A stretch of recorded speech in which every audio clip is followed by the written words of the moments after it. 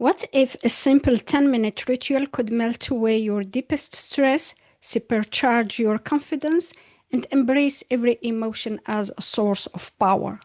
Stick around because by the end of this video, you will have my guest's proven 7-step emotional detox framework in your toolkit.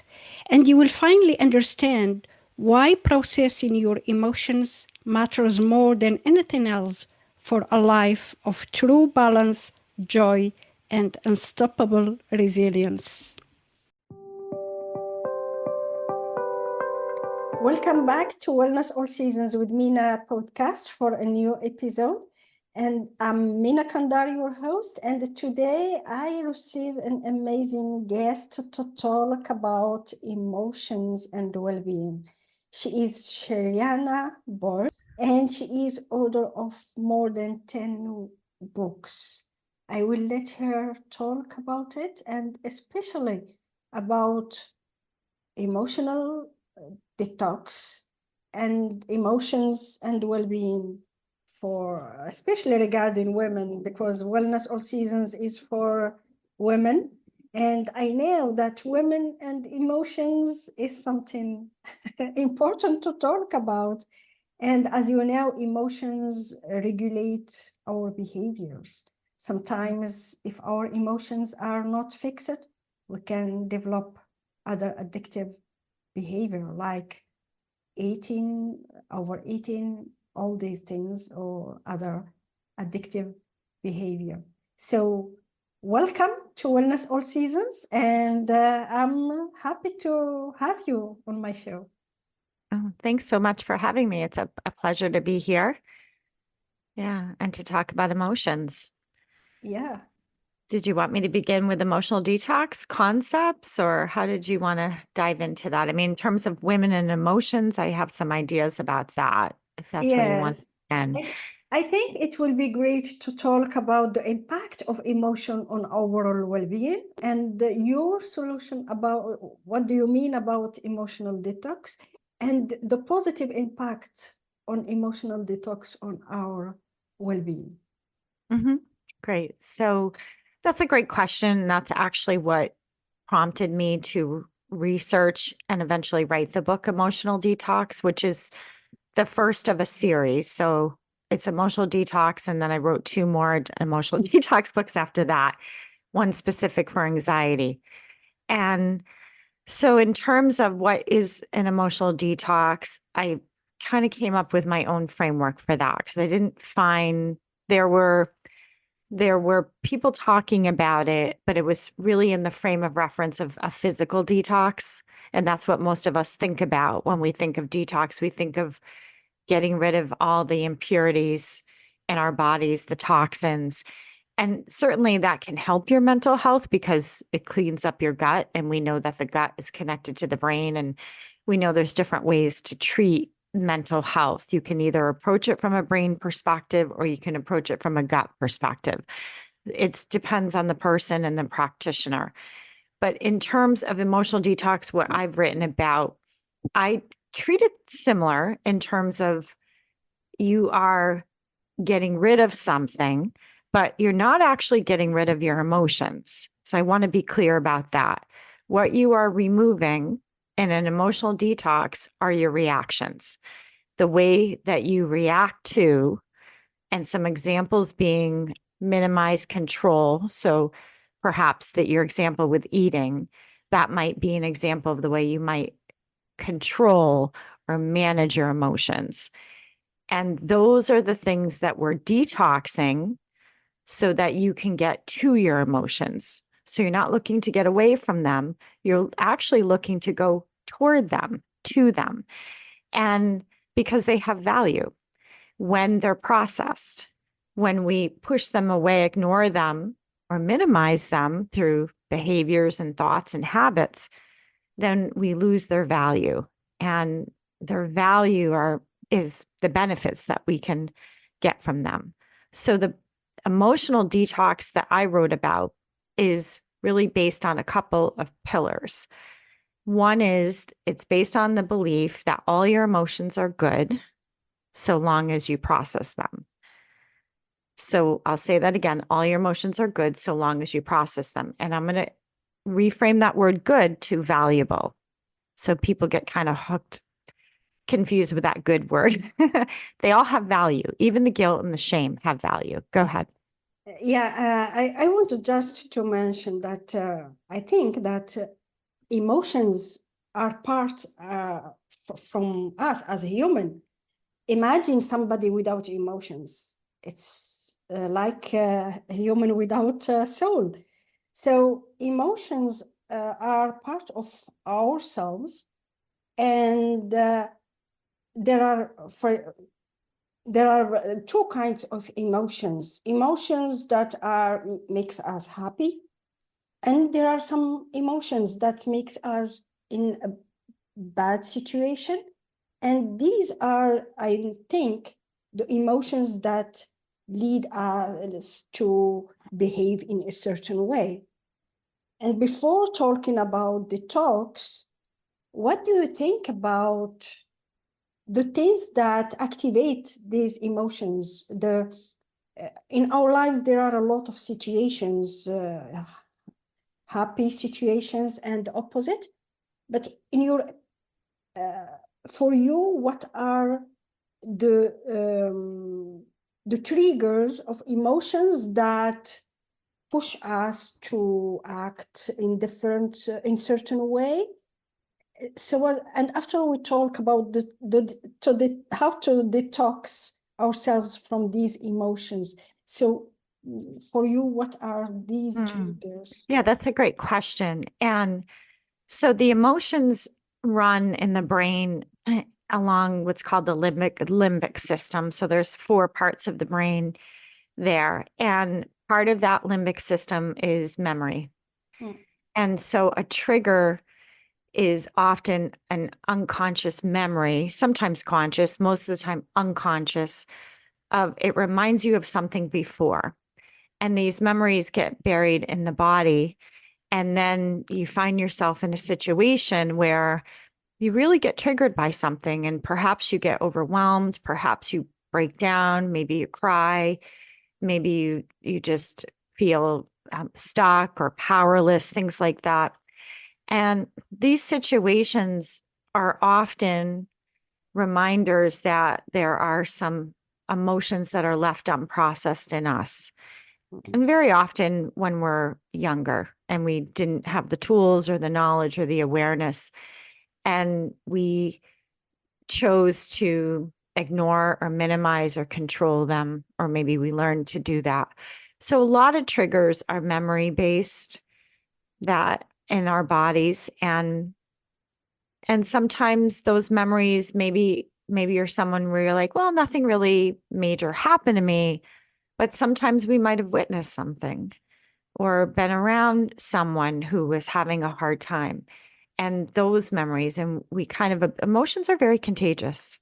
Mm. I mean, it's Positive proven. and negative. Positive and negative, absolutely. There's something called emotional contagion. It's been researched.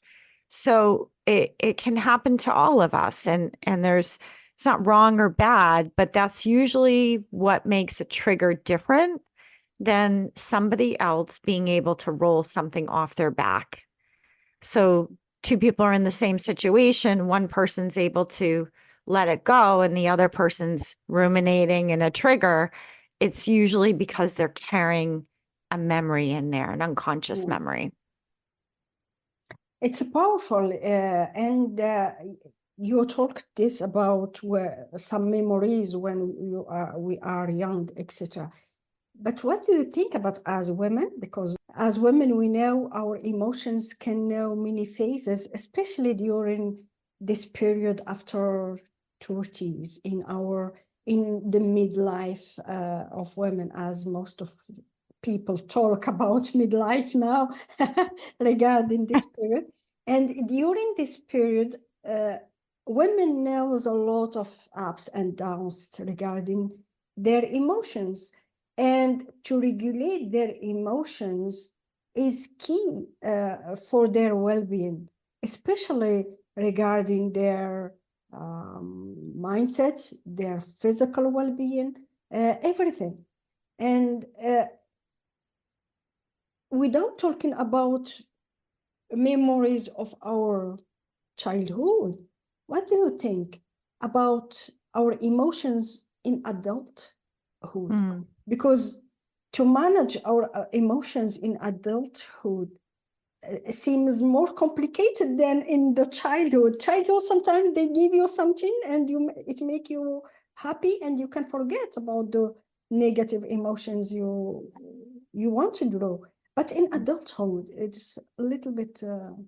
It is different. You're absolutely right. It's different in that we have far more responsibilities. Now we're entering phases of our lives where perhaps we're entering some caregiving, especially for women, and trying to wear many hats.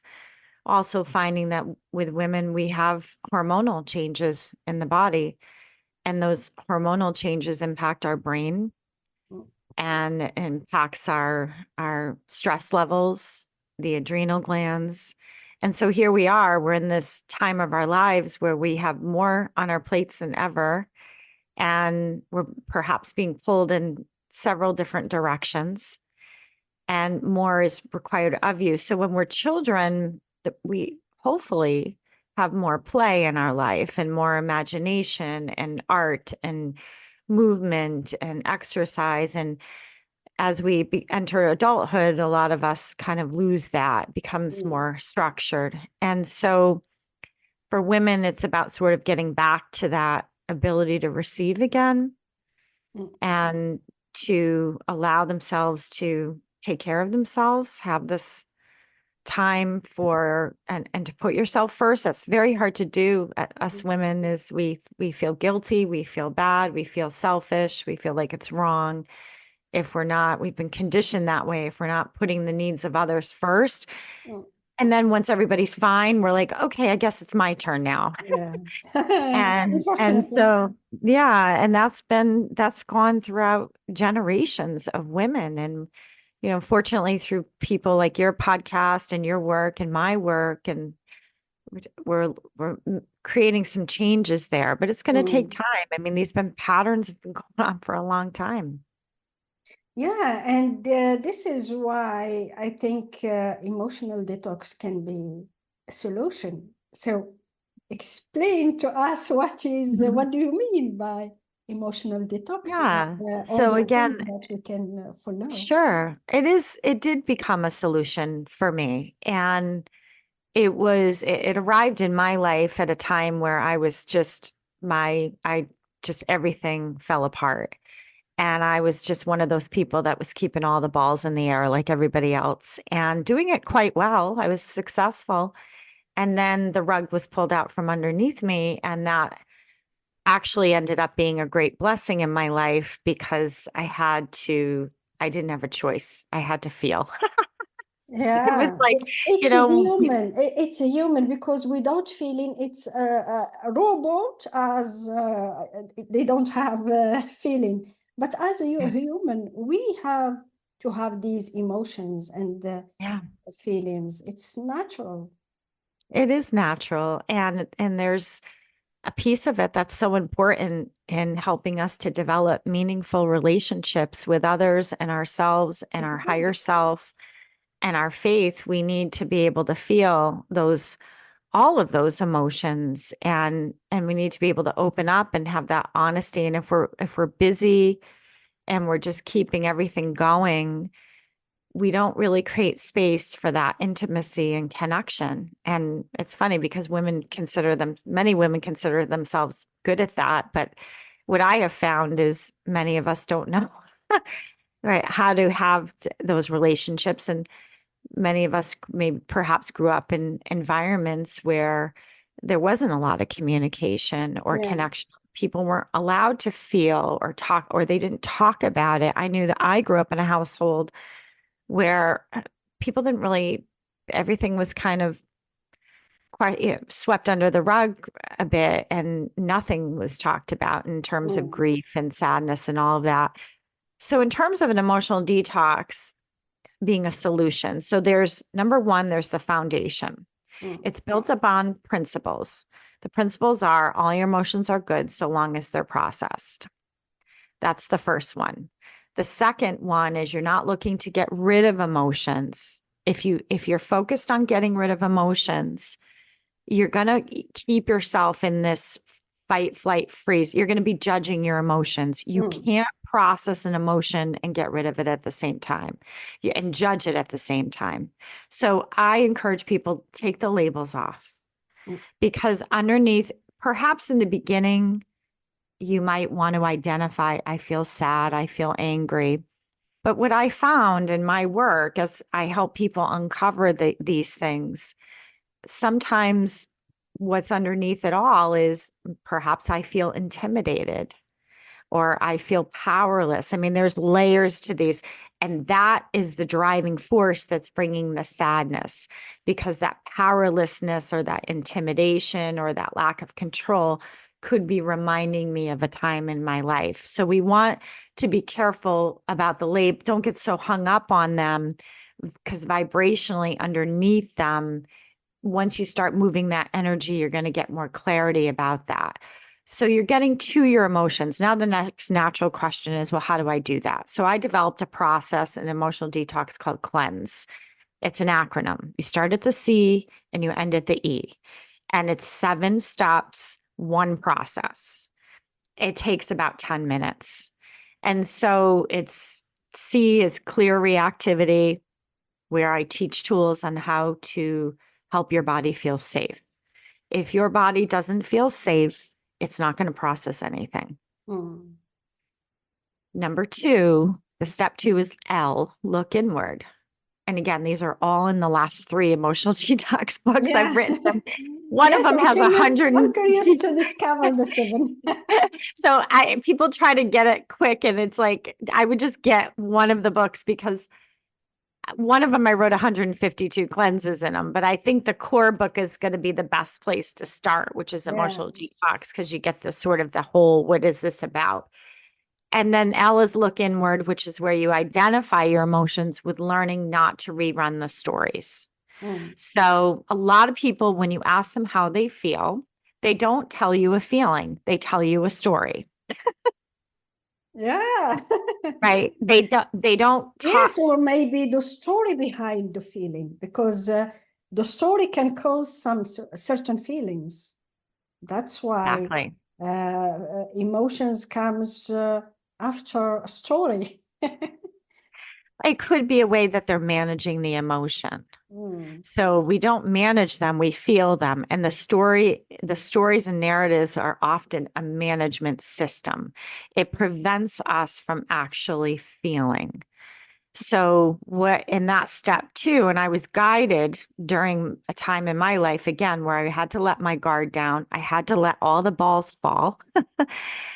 Nothing could be as it was, but it was a beautiful opening to receiving higher guidance. And in that higher guidance, I received that second step, which is called look inward, which was basically learning how to acknowledge an emotion without rerunning the story.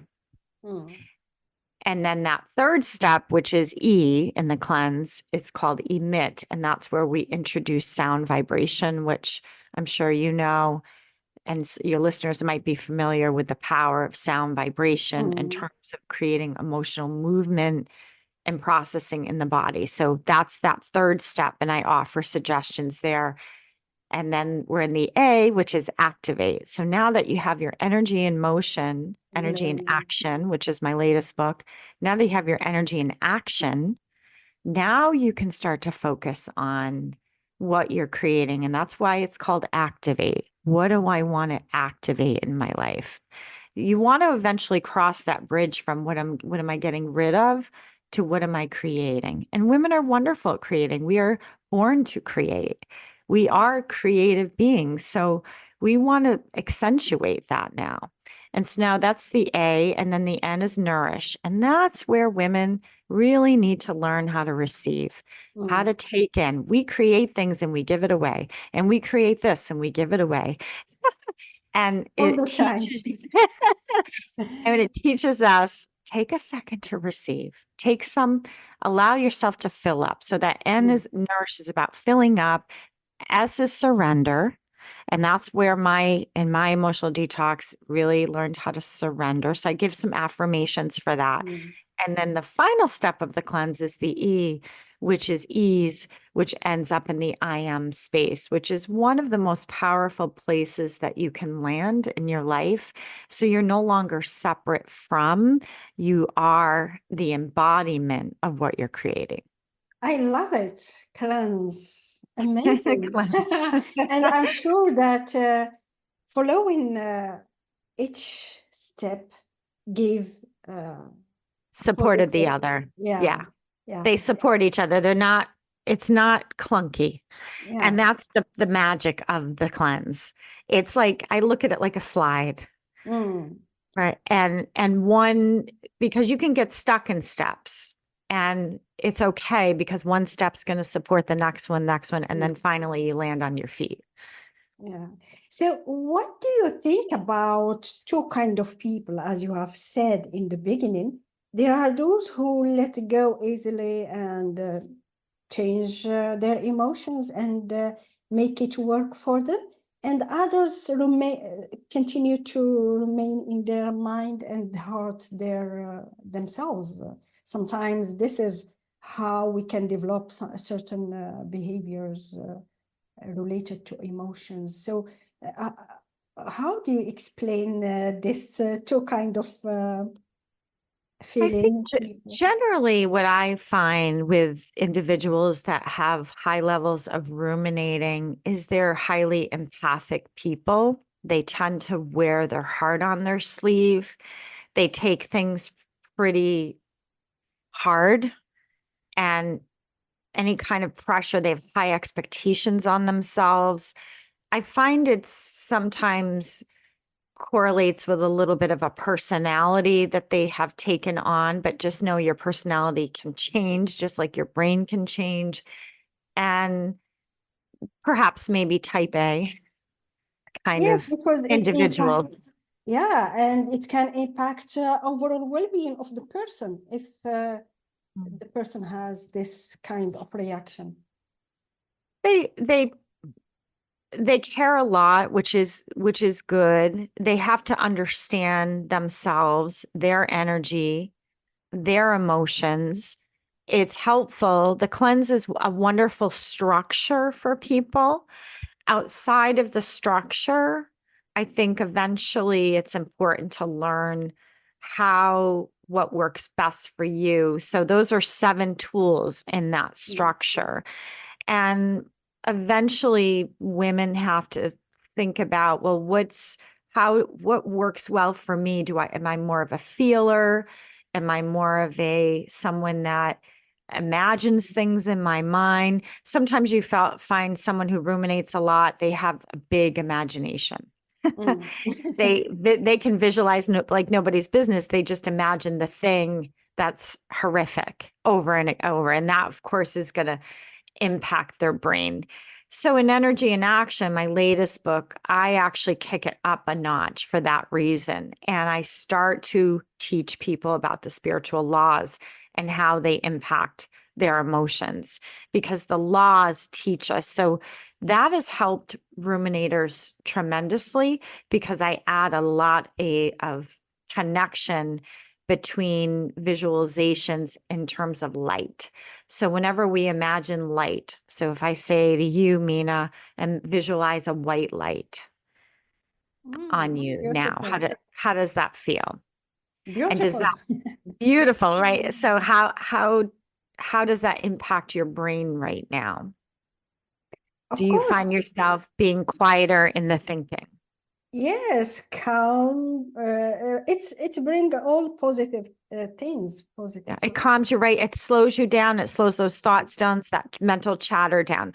So in Energy in Action, I introduced 13 rays of light in addition to the cleanse. So they still get that same structure that will never change. But Mm. now I realize, after working with clients, I'm like, they need a little bit, they need a little something more here.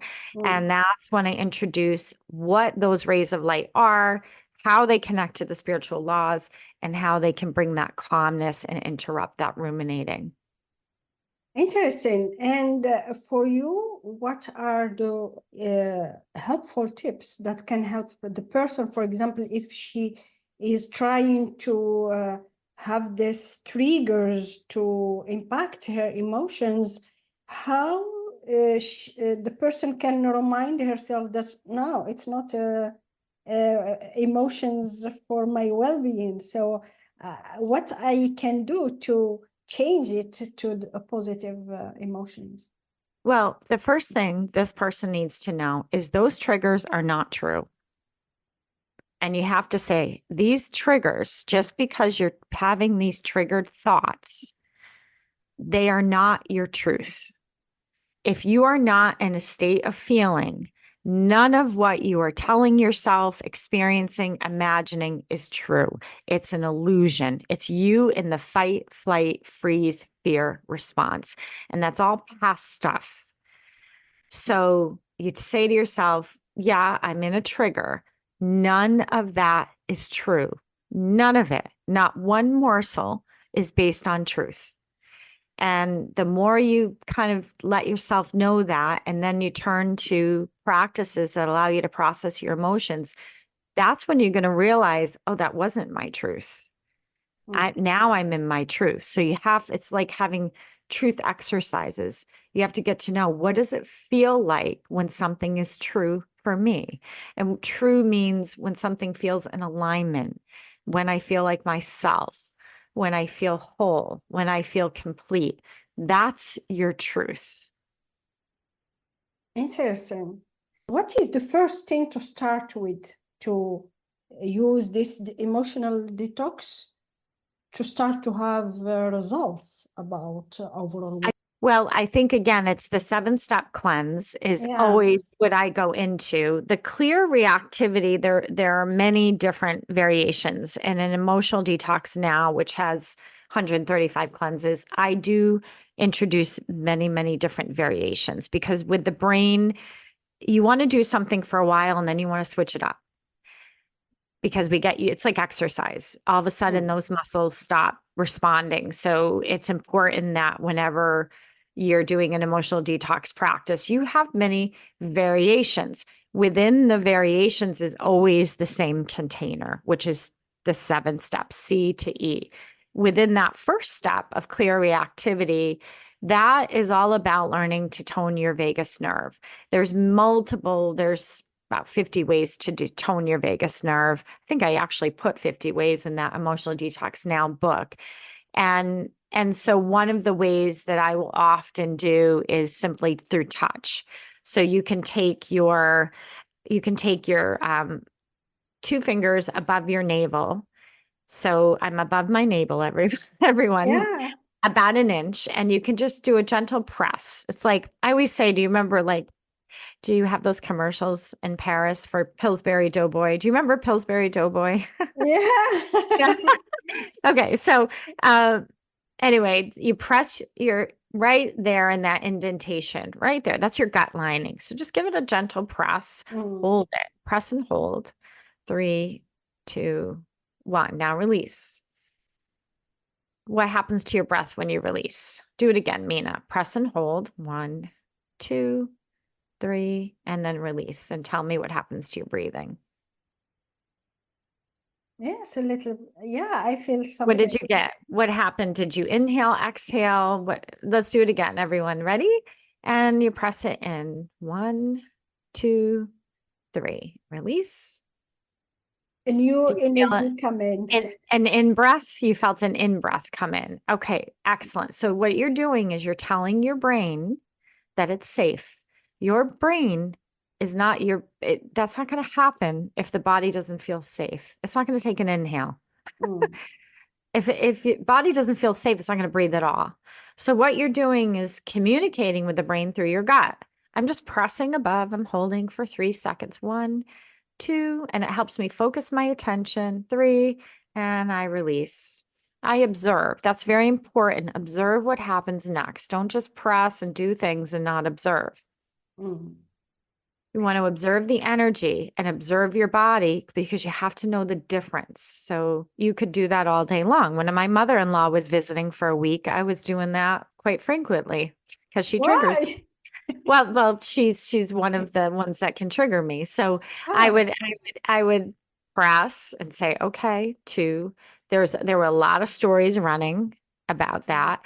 And I did that for I did it multiple times a day because it's like a reset button. mm, Like, okay, and it's just my brain reacting, something there, and just get myself to breathe just enough, get your center back. And that's just the C. Remember, you have to do the mm, whole 7 steps. But that's one simple thing. These are the kind of simple tools. I have many things like that just reset you and say, okay, body, it's okay to process here. You don't need to be in defensive mode. Nothing's going to happen to you. You don't, a lot of times might feel trapped. I remember when my mother-in-law was around, I was like, you feel like you have no choice or things like that mm, come up. And that's all my stuff. mm, She's just triggering. Now, that's not to say don't set boundaries. I find boundaries are important in this journey, learning how to set appropriate brown and effective boundaries, but that requires consistency and that requires stamina, that requires mm. energy, and it requires confidence. You have to have the Yeah. inner strength to be able to say enough is enough. And so I do set boundaries with my mother-in-law, and she does respect them. And that took time. But the biggest thing that it took was me learning to stand and run energy and get out of that triggered response. It's interesting what you have said regarding your mother-in-law. And this is why I think we get to know our triggers, the triggers that develop these emotions, and to be aware about how we behave when we have these triggers. For you, you know, when you have your mother-in-law, you know what to do and how you behave. So what do you think about, because you talked about breathing and also how to have this energy come in action, your energy in action regarding your book. So, uh, I think when you move your body, you activate this energy. What do you think about? Yeah. Yeah, I absolutely agree. I've been teaching yoga for 25 years. And absolutely, that's a big part of moving energy. I think it's very important for women. There's a lot of research around that in terms of keeping the brain healthy, exercise.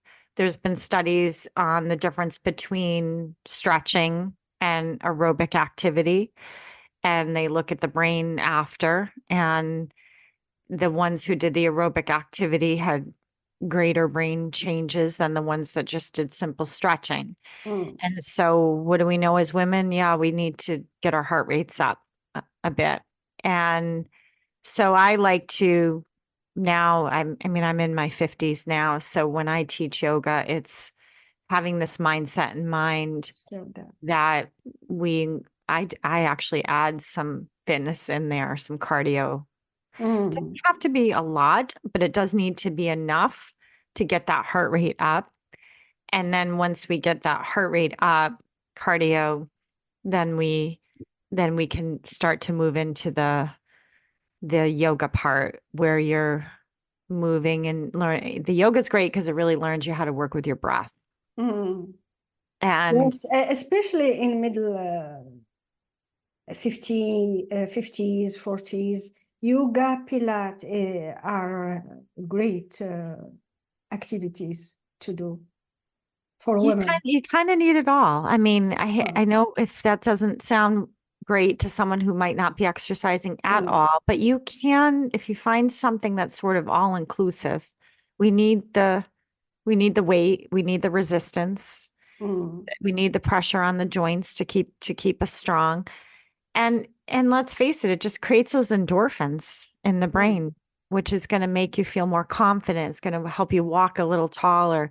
So it's important that you take time for yourself and structure your life in a way where you can prioritize that and let people know that this is really important to you, that this makes a difference. I have it right in my calendar. I have my Friday activity, and so what I'll do is I'll get up earlier in the morning, and that way I can do my work, and then I leave at 9:30 and I take a class.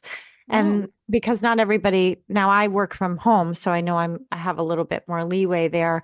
But you can be an advocate. I mean, if you're in a situation where you're at work and everyone's feeling the same way, then be the one that says, let's create something that we mm, can do during lunch, or let's get together and help each other out here. So we exactly. feel like, let's have an instructor come to our site and make our lives easier. And I think sometimes we feel power again, if we're not processing our emotions, you're going to voice these things. Ask for them. Talk to your human resource department. Say, look, we really value mental health, and this is what we need. Not an occasional rah rah sis kumbah here. We need some consistency and caring for ourselves. So I've started teaching. I teach yoga for with the angels, and that's my new thing now that I'm doing, and that's based on a new book that I've written, which I'm not going to talk about because that's not out yet. But it's really creating that space for women in particular to move their bodies, connect to Mm, spirit, and to take care of one another, because we do need to come together and help care for each other, that sense of community, that sense of place where we can talk about our feelings. I think a lot of women, we've lost that mm, feel like, where do I talk about this in a way that feels healthy, not in a, sure. hey, where are we going out on the town tonight kind of way, but where is a healthy environment to have these discussions about what you might be going through. Sure. And what I noticed, you talked about energy in action, because the word energy, this is what I understand for myself.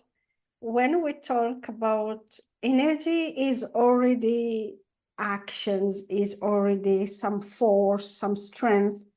So what do you mean by in action? Mhm. Well, so energy in action is how I define manifesting. So, Ah, Energy in Action is a book about manifesting. There's been a lot said and done about manifesting. And the piece that I contribute to those discussions is, let's not leave out our emotions. mm, So, Energy in Action it's a book about the fact that I see what I've been guided when I wrote that book is, a lot of people say those spiritual laws were designed to help us manifest. Sure. But I believe they were designed to teach us how to move our emotional energy. So what mm, I did was went through every law and showed people, see, this is what it's teaching you about your emotions. And this is how you connect. And let's not forget that those laws, I mean, this is going into a whole nother book now. So people are like, whoop, we're pivoting here. um, Energy in action is when you manifest, it's not based on reaction, it's based on action, which mm. means we have to redefine action, because many people are calling a react or interpreting reactive states, meaning I got to do this, I got to do that, I got to think these thoughts, I got to create this. It's related to It emotions. well, they think it's a doing thing, and I mean, Mm, maybe they're in their mind, they're saying, "I know I'm manifesting," but are you really manifesting? Are you reacting? mm, So if you're saying, "Oh, I want to manifest money," there might be a part of you that is that is not allowing yourself to experience the feeling of what it feels like to not have enough. mm. Why are you drawn to asking for more money? What is happening in you that is not processed yet? And where did that come from? And are you willing to take a moment to process those emotions so they can get into a state of movement rather than trying to control what's happening in your life? And that's just my contribution to the discussion. Does positive thinking and all of that help? Of course it does. But I find when you process your emotions, your thoughts will change for you. Emotions, in my opinion, are the vehicle for changing those thoughts. I think so, because sometimes raw emotions, the person can live different experiences.